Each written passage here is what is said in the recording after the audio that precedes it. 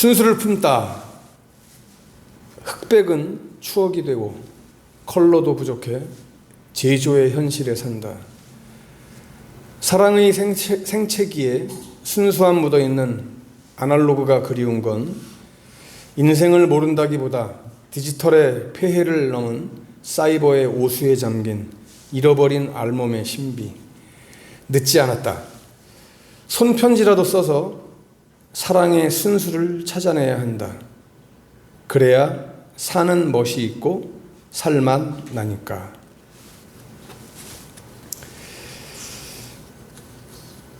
여러분들은 세상이 어떻다고 생각하십니까? 정말 살기 편리한 세상이 된 것만은 분명합니다. 다른 표현을 하면 살기 아주 좋은 세상이 됐습니다. 좋아도 너무너무 좋아서 탈입니다.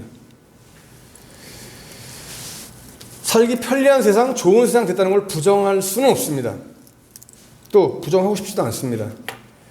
그런데 저는 그 반면에 한 가지를 느끼는 게 있습니다. 아쉽게 느끼는 것이 있습니다.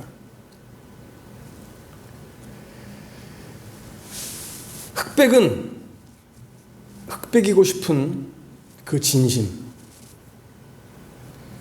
흑백사진은 흑백사진이고 싶은 진심. 컬러로 자꾸만 흑백을 덮어버리는 우리의 현실이 저는 너무나 싫습니다. 예수님께서 마태복음 7장 21절에서 나더러 주여 주여 하는 자마다 다 천국에 들어갈 것이 아니요 다만 하늘에 계신 내 아버지의 뜻대로 행하는 자라야 들어가리라고 말씀하셨습니다. 저는 이 말씀이, 예수님의 이 말씀이 오늘 우리에게 이 유다서를 통하여 주시는 말씀과 굉장히 또 부합되는 말씀이라고 생각합니다. 무슨 얘기냐면은 흑백은 흑백으로 볼 때가 아름답습니다. 컬러는 컬러로 봐야 그게 진짜입니다. 한마디로 말하면 아버지의 뜻, 하늘 아버지의 뜻은 흑백입니다. 또한 하늘 아버지의 뜻은 컬러입니다. 하늘 아버지의 뜻이 흑백인데 하늘 아버지의 뜻이 흑백을 숨긴 컬러다라고 말하면 안 된다 이 말입니다. 하늘 아버지의 뜻이 컬러인데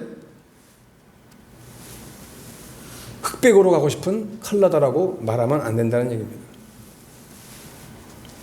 흑백을 컬러로 대신하지 않는, 또 컬러를 흑백으로 대신하지 않는, 있는 그대로, 다시 말하면 하나님의 말씀 있는 그대로를 인정하는 것, 이것이 아름다움이고 이것이 순수입니다. 그것이 또한 사랑입니다. 순수를 잃어버릴 때, 저는 그래서 오늘 순수를 잃어버리면 분명한 심판이 있다라고 하는 것을 말씀을 통하여 증거하고 싶습니다. 여러분, 이 세상이 원만하게 잘 돌아가려면 뭐가 있어야 되냐? 법이 있어야 돼요. 법이. 누구는 봐주고 누구는 안 봐주고, 누구는 죄도 없는데 벌을 받고 누구는 죄가 있는데 벌도 안 받고, 이런 나라는 망할 나라입니다. 중국이라고 하는 나라가 지금 이게 미국과 맞서서 서로가 미국과 중국이 지지 않으려고 합니다. 근데 역사학자들이나 경제학자들이나 모든 사람들이 하는 얘기는 뭐냐면 중국이 아무리 발을 벗고 뛰어가고 달려가고 날아가도 미국은 따라잡을 수 없다는 얘기를 합니다. 중국이 경제 대국이 된 것만은 사실이고, 또 경제 대국뿐만 아니라 군사 대국이기도 합니다만은, 중국이 미국을 추월해 보겠다라고 막 달리기를 할 때, 그때 나왔던 얘기들이라면 뭡니까? 중국이 분명히 발전을 하겠지만 중국에는 가장 큰 문제가 있다. 많은 사람들이 얘기를 했는데 그것이 뭐냐? 전문가들이 얘기한 것이 뭐냐면 관리들의 부패가 중국 경제의 발목을 잡을 것이다 라고 하는 얘기도 했어요. 어마어마하게 정말 중국 관료들의 부패, 그들의 썩은 정치가 중국을 발목을 잡을 것이다. 그런 얘기를 했습니다. 돈과 힘이 있으면 처벌을 받지 않고 돈이 없고 힘 없으면 백 없으면은 뭐 죄도 생긴다라고 하는 이런 말도 있듯이 그런 나라는 희망이 없는 나라이고 발전하는 것 같아도 발전이 아닙니다. 법이라고 하는 것은 공정하게 집행되어야 하는 것이죠. 그러나 어느 누구도 이 세상에는 죄를 짓지 않고 살아갈 수 있는 사람이 아무도 없기 때문에 죄는 어느 정도 또한 용서를 받아야 돼요. 여러분 정상참작이라고 하는 말 들어보셨죠? 정상참작이라고 하는 그 법 개념이 그래서 나온 거예요. 뭐 너무 연약한 미미한 표시도 안 나는 그런 잘못이나 또 우리가 기본 상식적으로 이해가 가는 그런 잘못들은 정상이 참작돼서 그냥 용서되어져야 된다라고 하는 얘기죠. 그런데 여러분 우리 하나님은 뭐 큰 죄 작은 죄 이런 거 다 떠나서 어떤 죄일지라도 회개하면은 다 용서하시는 분이 우리 하나님이시잖아요. 그런데 여러분 중요한 것은 뭐냐? 우리가 회개해서 용서가 된다고 할지라도 결코 절대로 짓지 말아야 될 죄가 있습니다. 그것은 다름 아닌 바로 이단적인 사상을 퍼뜨리고 이단적인 행위를 하는 그 죄입니다. 오늘 유다서 말씀은요, 이 이단 행위를 자들에 대한 심판을 분명하게 말씀하고 있어요. 그럼 여러분 어떤 것이 이단적인 행위입니까? 오늘 8절 말씀을 읽을 때 여러분 뭐로 시작하고 있어요? 무슨 말로 시작하고 있어요? 그러한데 그랬어요. 뭐가 그러한데요? 지난주 설교를 들으셨으면 기억이 나시죠? 지난주 우리가 세 가지 거울 말씀 들었잖아요. 그 세 가지 거울이 뭐였습니까? 출애굽 후에 불신앙에 대한 심판, 그죠? 또 하나는 두 번째는 뭡니까? 자기 위치를 망각하고 타락한 천사들에 대한 심판. 세 번째는 뭐예요? 소돔과 고모라에 대한 심판, 그죠? 이 세 가지 거울, 이 세 가지 거울을 통해서 오늘 우리들의 믿음의 삶, 우리의 삶의 모습을 돌아봐야 된다고 그랬죠. 이게 8절 말씀이 그러한데 이게 그겁니다. 지금 세 가지 말씀드린 지난주에 세 가지 심판에 대한 말씀을 드렸어요. 거울. 특별히 오늘은 이 소돔과 고모라에 대한 심판의 예를 거짓 교사들이 잘 알고 있음에도 불구하고 라고 하는 말씀이죠. 이미 잘 알고 있는데 알고 있음에도 불구하고 죄를 짓는다 이 말이에요. 그러면 그 구체적인 이단적인 행위가 세 가지로 무엇이겠습니까? 그 첫 번째가 육체를 더럽히는 죄입니다. 이 거짓 교사들은 소돔과 고모라와 또 사람들이나 타락한 천사들처럼 하나님이 주신 질서를 무시하고 어떻게 해요? 다른 육체와 관계를 맺고 자신의 육체를 더럽혔어요. 그래서 여러분 거짓 교사는 언제든지 그 행실이 증거를 하게 되는 거예요. 여러분 이미 뭐 20년이나 지난 일이지만 아직도 뭐 그 잔재가 뿌리가 남아 있습니다만은 여러분 그 JMS라고 하는 정명석이라고 하는 한 인간을 보십시오. 이 정명석이라고 하는 인간이 얼마나 타락한 인간입니까? 그런데 희한하게요. 우리 뭐 이단이나 잘못된 사이비 종파들을 보면은 뭐 잘못된 데는 사람들이 이렇게 득실득실 많이 끌어요. 제대로 된 교회는 사람들이 잘 안 와요. 그러니까 사람들의 심리가 참 그런 것 같아요. 정명석이라는 사람은 보면 말도 굉장히 어눌하고요. 어리버리하게 생겼어요. 내가 볼 때는. 뭐 잘생기긴 잘생긴 것 같은데 말하는 게 좀 어리버리하고 좀 뭔가 좀 모자란 사람 같은데 뭐 그 사람이 뭐 좋다고 이렇게 막 따라다니는 거 보면은 아무튼지 희한해요. 그것도 젊은 여자들이 그렇게 많이 따라다녀요. 정명석 하면 얘기 나오는 게 뭡니까? 아주 추잡한 성추문입니다. 뭐 여러분 과거나 지금이나 이단의 특징이 뭐냐? 이단의 가장 아주 두드러지는 특징은 성적인 것과 관련이 되어 있습니다. 성적인 추문. 이런 경고들을 우리가 여러분 보면서 우리는 정말 정결하게 살아야 되겠다라고 하는 것을 다시 한번 마음에 새깁니다. 오늘 말씀이 첫 번째 이걸 지금 우리에게 증거해 주고 있는 거예요. 자, 육체를 더럽히는 죄. 육체를 더럽히는 죄. 이것이 바로 분명한 심판을 받을 죄다라고 하는 거죠. 두 번째는 어떤 죄요? 권위를 더럽히는 죄. 여러분, 이 시대를 가리켜서 지금 권위 추락의 시대라고 말을 합니다. 권위가 추락을 했는데 어느 한 군데뿐만이 아니라 다방면에 다 추락했습니다. 가장 대표적인 것은 여러분, 부모의 권위가 추락했어요. 자식들이 부모 알기를 뭐로 알아요? 개떡같이 알아. 진짜. 부모 없이 자기가 태어난 줄로 알아. 여기 있는 자식들은 안 그렇겠지만 그런 자식들이 많아요. 부모 알기를 아주 우습게 알아요. 부모 말 듣기를 정말 지나가는 개가 짖는 소리보다도 못하게 듣는 자식들이 있어요. 이런 자식들 어떻게 된다고? 심판받아요. 잘 들어야 돼요. 우리 여기 있는 자식들. 나도 자식이지만 우리 엄마가 살아계세요. 93세. 살아계신 게 얼마나 좋은지 몰라. 내가 언젠가 설교할 때 그랬죠. 내가 사춘기 때는 나를 맨날 혼내주고 훈계하는 아버지가 미워가지고 속으로 빨리 안 죽나? 이런 생각도 했단 말이죠. 사춘기 때는. 나쁜 생각할 때는. 그런 생각할 수 있어요. 한때는. 그런데 지금 생각하니까 내가 그때 어떻게 그런 생각을 하고 살았을까? 이런 생각, 정말 바보 같은 미련한 생각. 그죠? 이 시대 부모의 권위가 추락됐어요. 여러분들은 부모의 권위를 추락시키는 자녀들이 아니라 부모의 권위를 인정하고 부모를 잘 섬기는 자녀들이 되어야 합니다. 믿습니까? 아멘? 스승의 권위가 추락했어요. 선생 알기를 개똥으로 알아요, 애들이 요새. 여러분들도 그렇습니까? 여러분들은 안 그러리라 믿어요. 선생님 알기를 아주 우습게 알아요. 선생님의 권위가 아주 떨어질 대로 떨어졌어요. 선생님을 패는 애들도 있어요. 선생님을 패는 애들도. 누구한테 배웠을까요, 그거? 지 엄마 아빠한테 배웠지.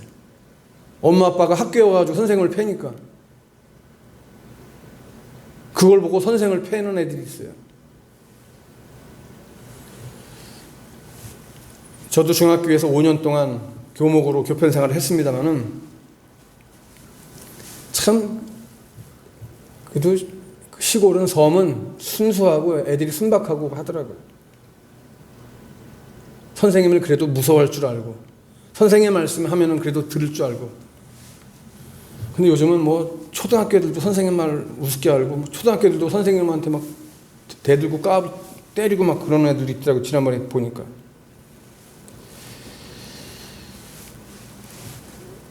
스승의 권위가 추락했어요. 우리나라 대통령의 권위가 추락했어요. 정권이 바뀔 때마다 느끼는 거지만 우리나라 대통령은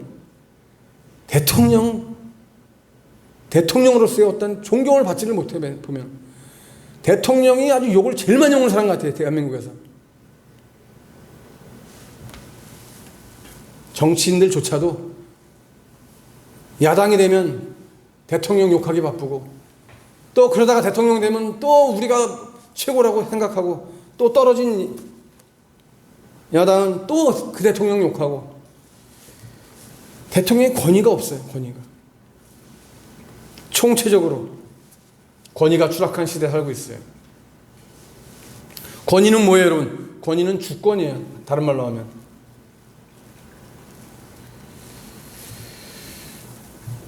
권위를 부정하면 권위를 부정한 사람은 심판을 받아요.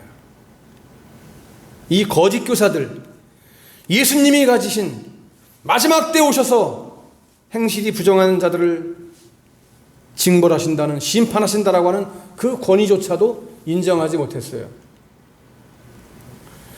자기 행실이 부정하니까, 자기 행실이 옳지 못하니까 주님의 권위를 인정할 수가 없죠. 왜?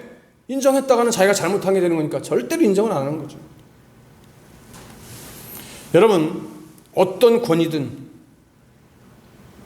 주님의 권위를 부정하는 사람, 주님의 권위를 부정하는 권위, 그것은 이단이 되는 거예요. 우리는 신앙에서 이단자들이 되어져서도 안 되겠지만 우리의 삶 속에서도 좀 전에 말씀드린 것처럼 우리의 부모, 우리의 스승, 그분들의 권위를 더럽히는 자들이 되어서는 안 돼요. 업신여기는 자들이 되어서는 안 돼요. 세 번째는 어떤 죄를 말하고 있어요? 영광을 회방하는 죄라고 말씀하고 있어요. 여러분, 유다서에서 말씀하는 이 영광은 단어적으로 원어적으로 볼 때는 천사들을 지칭하고 있습니다. 거짓 교사들이 천사를 멸시했다라고 하는 얘기인데 무슨 얘기입니까? 사도행전 넘겨보시면 사도행전 7장 38절 말씀에 다 같이 읽습니다.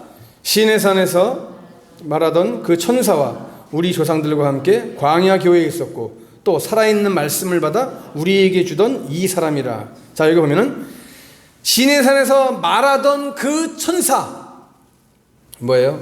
하나님의 말씀을 전해준 존재가 천사라고 하는 것을 성경은 말씀하고 있습니다. 자, 7장 53절 말씀 가서 보면 다시 한번 읽습니다. 시작.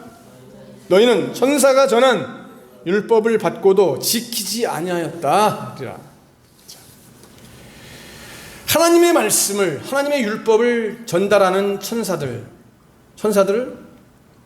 부정한 것이죠. 거짓 교사들이. 이것은 이단적인 행위다라고 하는 얘기입니다. 천사를 멸시하는 것은 곧 누구를 멸시하는 겁니까? 누구를 부정하는 거예요? 하나님을 멸시하고 하나님을 부정하는 것이 되는 거예요. 오늘날로 말하면 뭘 무시하는 거예요? 성경을 무시했다는 말씀이에요. 성경을 무시하고 살아가는 거예요. 성경은 단순히 그냥 이 세상 살아가는 데 있어서 나에게 어떤 윤리적인, 심적인 도움을 주는 도구일 뿐이다 라고만 생각하는 거죠. 변치 않으시는 진리, 영원한 하나님의 말씀이라고 생각하지 않는 거예요. 그래서 하나님의 말씀보다는 내 생각이, 내 판단이 우위에 있는 거예요. 하나님의 말씀보다, 하나님의 판단보다 내 생각과 내 판단이 앞서가는 것, 이것이 바로 이단이다라고 하는 거예요. 여러분 잘 들으셔야 돼요. 이단이 딴 게 아니에요. 하나님 말씀을 부정하고 하나님 말씀보다 내 생각을 앞세우는 것이 이단이라고 하는 얘기예요. 우리도 살아가면서 가끔 때로 이런 죄를 저지를 때가 있어요. 이런 죄를 범할 때가 있어요. 그렇죠? 연약하기 때문에 그런데 그때마다 우리는 다시 또 회개하고 깨달아야 되겠죠. 돌아와야 되겠죠. 하나님 말씀보다 결코 나를 앞세우는 삶이 되어서는 안 되겠다. 여러분, 오직 하나님 말씀만 앞세우고 살아갈 수 있는 저와 여러분 될 수 있기를 간절히 축복합니다. 오늘의 말씀의 결론입니다. 오늘 성경은 지금 앞에서 말씀드린 이 세 가지 죄악된 행동들, 이 이단적인 죄에 대해서 세 가지로 평가하고 있어요. 첫 번째는 어떻게 평가하고 있습니까? 가인의 길에 행한 것과 같다. 다시 한번 첫 번째 읽습니다. 시작. 가인의 길에 행한 것과 같다. 여러분, 가인의 죄를 두 가지로 봅니다. 먼저는 뭐예요? 가인은 하나님을 의지하지 않았어요. 오직 자기 자신의 행위만 믿었어요. 자기 자신의 행위를 가지고 인정을 받으려고 했어요. 이것이 첫 번째 가인의 죄예요. 하나님을 의지하지 않은 첫 번째 죄. 두 번째, 하나님의 그 공의의 심판 그리고 구원을 부인했어요.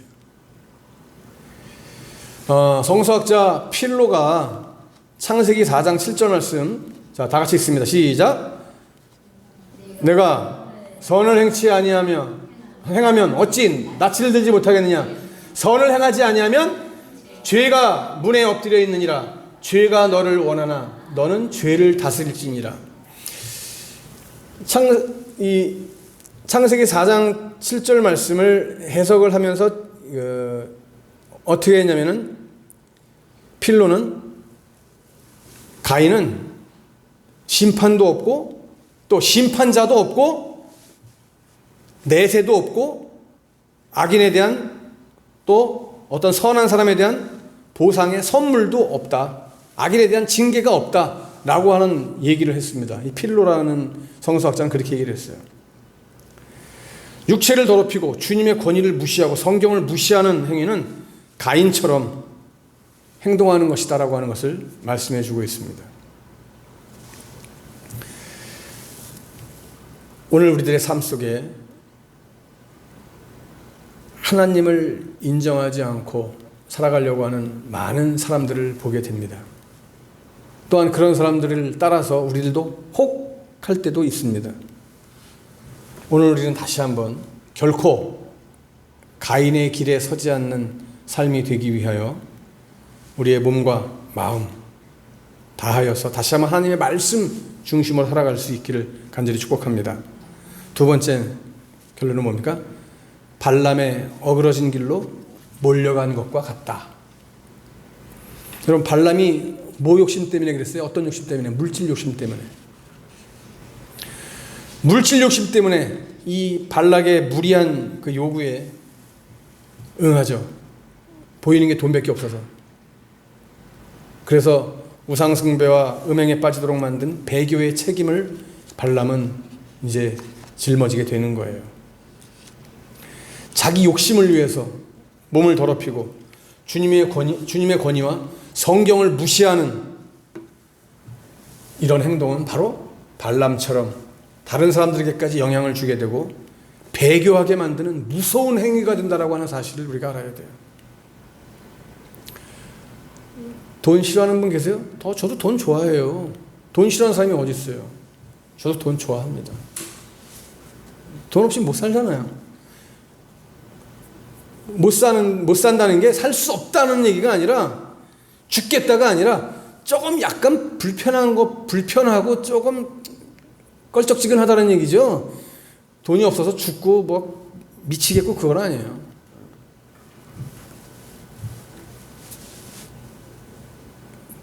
그럼에도 우린 돈을 좋아하잖아요. 돈 좋아하는 게 뭐 잘못된 건 아니에요. 더 중요하게 여기는 것이 무엇이냐, 이게 문제죠. 돈 좋아하지만 그것보다는, 돈도 좋지만 돈보다는 하나님의 사랑이 더 좋고 하나님의 말씀이 더 좋고, 그죠? 그거 아닙니까? 그죠? 발람의 길을 걸어가지 말자. 물질 만능주의로 살지 말자. 이 세상은 물질 만능주의, 돈으로는 뭐 사람 생명까지 산다라고 얘기하는데 그런 세상이 되었지만 우리는 결코 그 길을 걸어서는 안 돼요. 하나님이 기뻐하시는 길이 아니니까. 마지막 세 번째는 뭐라고요? 고라의 패역을 쫓았다 그랬어요. 고라의 패역을 쫓았다. 여러분, 출애굽하면서 이스라엘 백성이 출애굽하면서 모세에게 대표적으로 대들었던 사람들이 있는데 다단과 또 아비람 그리고 고라. 아주 모세와 아론의 권위에 도전했다가 하나님의 심판을 받은 자들이죠. 그런데 이렇게 타락하고 또 주님의 권위와 성경을 무시하면서 자기 자신을 내세우는 사람, 이런 사람이 누구냐? 바로 이 고라와 같은 자다. 그래서 오늘날로 말하면 목회자에게 도전하는 패역한 자다라고 하는 얘기예요. 우리가 흔히 얘기할 때는 목회자는 목자다, 목사는 목자다 이렇게 얘기하잖아요. 성도는 양이다 이렇게 얘기하잖아요. 목자가 양을 구렁텅이로 인도하겠습니까? 잔잔한 물가로 풀밭으로 인도하겠습니까? 제대로 된 목자라면은 당연히 잔잔한 물가로 풀밭으로 인도하는 거죠. 양을 갖다가 망치게 하려고 하는, 구렁텅이로 빠쳐서 죽이려고 하는 목자 없습니다. 만약 그런 목자가 있다라고 하면 그건 바로 이단이죠. 그래서 목사들은 성도들에게 바르게 살아야 합니다. 말씀대로 살아야 합니다. 강력하게 맨날 외치고 증거합니다. 언제나 말씀 따라 살려고 살으라고 증거하지 말씀 따라 살지 말라고 증거하는 목사들 없습니다. 그러니까 뭐예요? 이런 목회자의 가르침과 반대로 살아가는 사람은 목사를 거부하는 게 아니라 누구를 거부하는 겁니까? 하나님을 거부한다는 것이 되는 거예요. 오늘 말씀이 그 말씀이에요, 여러분. 이런 자들을 향해서 오늘 결론적인 말 11절 뭐로 시작하고 있습니까? 뭐로 시작하고 있어요? 화 있을진저 이 사람들이여 경고하고 있습니다.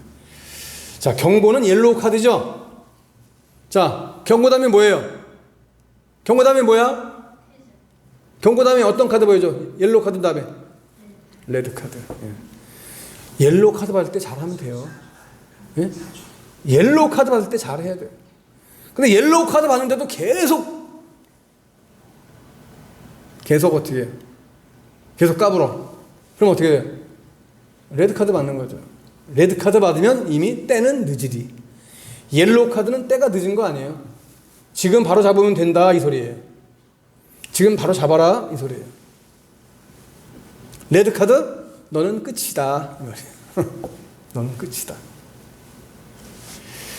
화 있을진저. 자, 오늘 저는 화 있을진저라는 말하고 싶지 않아요.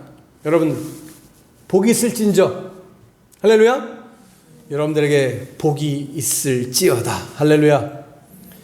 항상 말씀을 귀담아 듣고 순결하게 살고 주님만 높이면서 살아갈 수 있는 저와 여러분 될 수 있기를 주님의 이름으로 간절히 축복합니다.